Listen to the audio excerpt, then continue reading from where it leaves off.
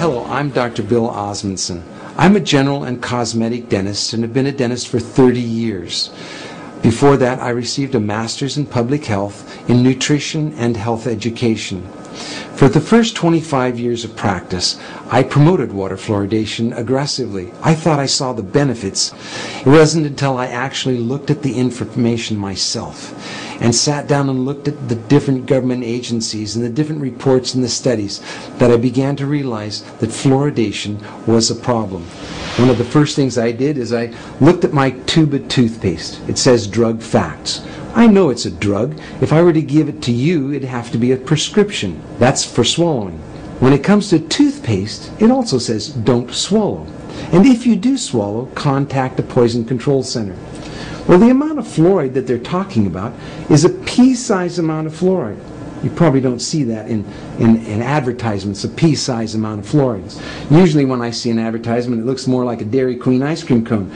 That amount is a 1/4 milligram of fluoride. Well, that's the same amount of fluoride as what we find in 8 ounces of water. 1/4 milligram of fluoride, 1/4 milligram of fluoride. Don't swallow. If you do, call the Poison Control Center. One of the things that concerns me is water fluoridation for infants.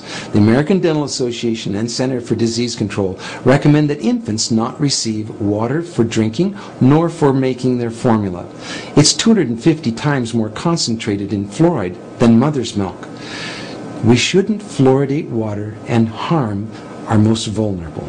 The next thing I looked at was dental fluorosis. These are the white and brown spots on the teeth. The only thing that causes dental fluorosis is fluoride. Too much fluoride ingested, usually during the developing years, birth to about 8 years of age. When I see people coming in to have treatment for dental fluorosis, I mention to them that they have had too much fluoride. And this is an indication that the rest of their body has probably had too much fluoride also, their bones and in the rest of their organs. Damage from dental fluorosis is not disputed. Everyone agrees that too much fluoride can cause dental fluorosis. About 1/3 of children are now experiencing fluorosis, according to the CDC. The next thing I wanted to look at was benefits. What are the benefits of it? I've heard reports of 20 to 40%, 60%, 80% tooth reduction with water fluoridation.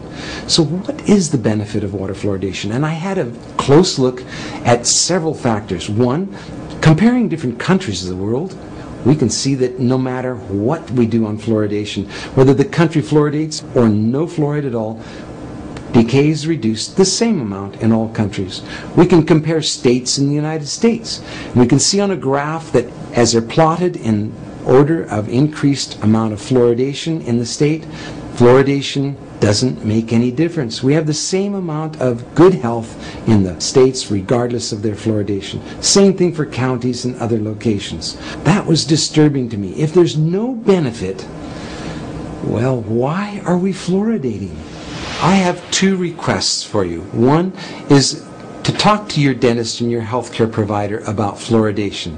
Ask them if they've seen the National Academy of Science report on fluoridation. Give them information that they may not have on water fluoridation and excess fluoride exposure.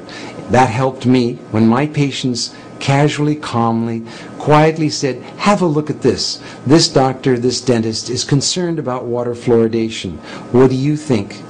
None of us professionals want to harm our patients.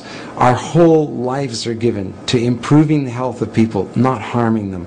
And so for those of you who are healthcare professionals, I highly urge you to look once again at the science on fluoridation. Science doesn't need to be scary. It's just information. Spend a little bit of time looking at it on both sides of the issues. Don't just look at one side filtered. Look at both sides and weigh it for yourself. The other thing is to sign an online petition with me at fluoridealert.org. The online petition requests Congress to have hearings on fluoridation. It also recommends that we no longer fluoridate our water. Thank you.